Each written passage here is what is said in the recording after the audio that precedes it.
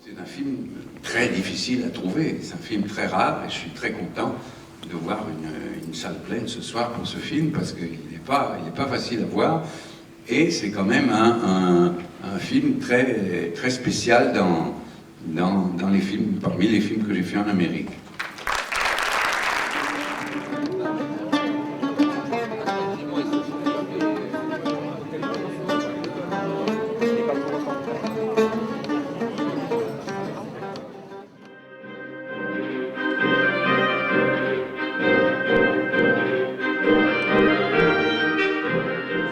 J'ai eu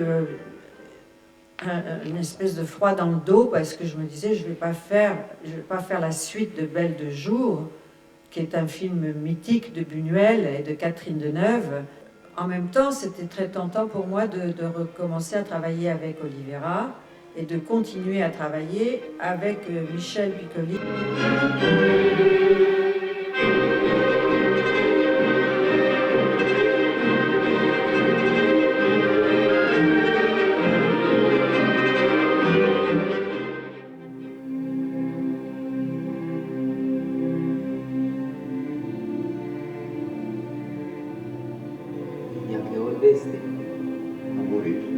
Mon travail d'adaptation de cette histoire, ça a été aussi d'en faire plus une histoire d'amour encore que le livre. C'est pour ça qu'au début je disais, vous allez voir un boléro. Parce que, bon, Medellín, la culture de Medellín, elle est argentine, c'est le tango et le boléro. Alors que dans les autres villes, par exemple comme Cali, c'est la salsa. Et c'est complètement différent. Donc c'est pour dire à quel point il y a des univers différents en Colombie.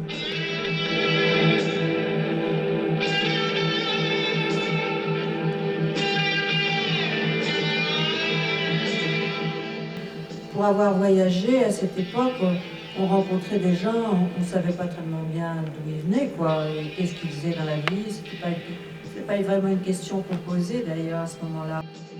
La dame qui me maquillait, elle avait son bébé dans le dos et elle se pressait le sein pour faire tomber du lait dans les poux, pour diluer, pour mélanger, pour faire de la peinture. Pour moi, c'est vraiment peut-être un film sur la rencontre. Grâce à la lenteur du film et tout, on arrive à pénétrer dans le regard des papous eux-mêmes et dans quelque chose quand même de vrai.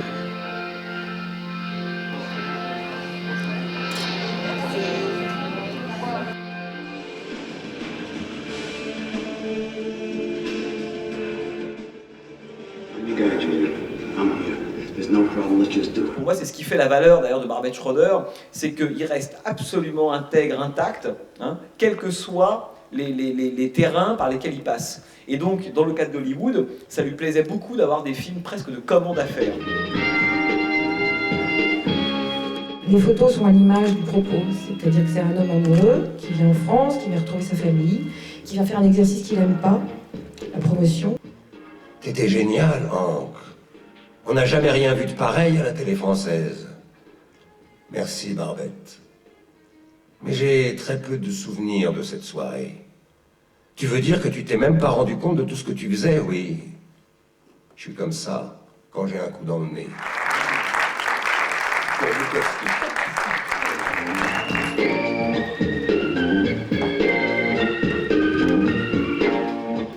I can't stand people. On a à la fois très envie de les aimer, à la fois on peut les trouver agaçants, immatures, etc. Et en même temps, le film déjoue ce regard de jugement.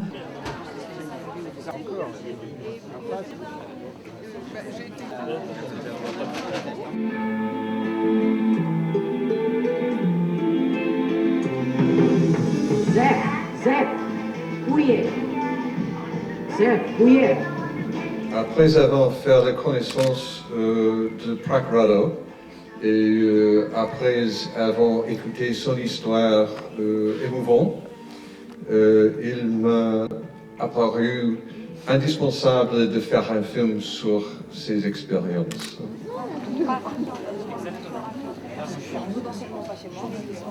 Je sais d'où je viens, je sais où je vais, je sais ce qui a été mon histoire, celle de mon père. J'ai des racines. Voilà, c'est ce qui manque à mon sens aujourd'hui. Il y a eu un documentaire sur elle.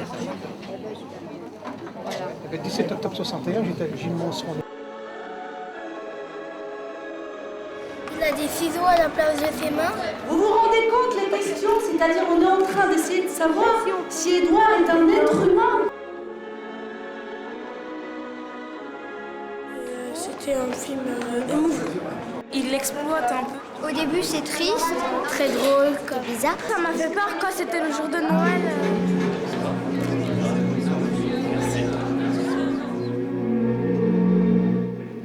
Retrouver ce qui a été perdu sur le milieu de l'art, je crois pas autre chose.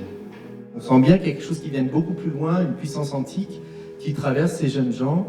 Et c'est toujours cette idée de rendre hommage à cette capacité que la jeunesse a de refleurir sur les ruines des jeunesses qui les ont précédées. Je me demande comment vous arrivez à croiser Robert Bresson et le film de Zonge.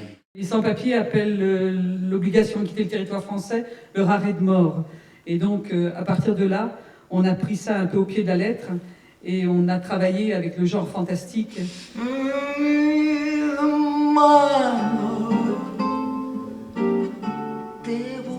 Je suis là, moi, comme tu vois, tout seul, dans l'obscurité de l'automne. Tu es là dans tes pensées. Il faut qu'on fasse un travail d'adaptation, il faut qu'on ait de l'imagination au-delà du spectacle lui-même. Et donc, du coup, oui, il faut le réécrire.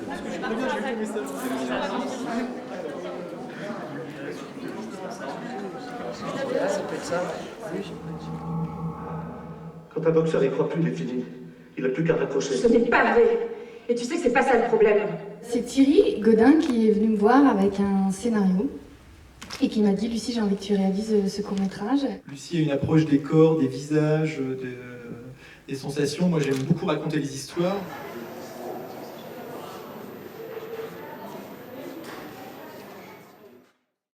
Une femme apparaît dans les plis d'un drap sale, délaissant à regret le sommeil, ne s'éveillant que pour s'enfoncer dans l'épaisseur contrariante de l'existence. De quoi a-t-elle rêvé? De visages lumineux? Qu'est-ce que ce personnage veut nous dire? Quelle est la vérité de cette soumission? Qu'est-ce que c'est que cet abandon à tout? Cette femme qui part sur la route et qui se laisse faire. C'est cette recherche-là. Merci. Merci à vous, Nathalie. You have no objections to this divorce? No, I don't have any objection to it. C'est un film qui, je crois, à l'époque, à la fois dans le traitement du personnage féminin, était encore une fois n'était pas politiquement correct. C'était aussi un film qui montrait l'Amérique des destitués, l'Amérique des laissés pour compte.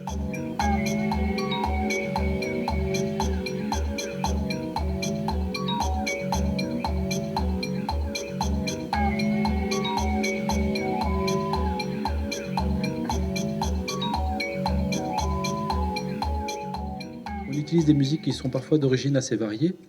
Ça peut être des musiques, pour la plupart, ce sont des musiques très modernes, très récentes, mais qui ont une tonalité qui pour nous semble être accordée aux images et apporter à certaines séquences peut-être parfois un surplus d'émotion, de texture.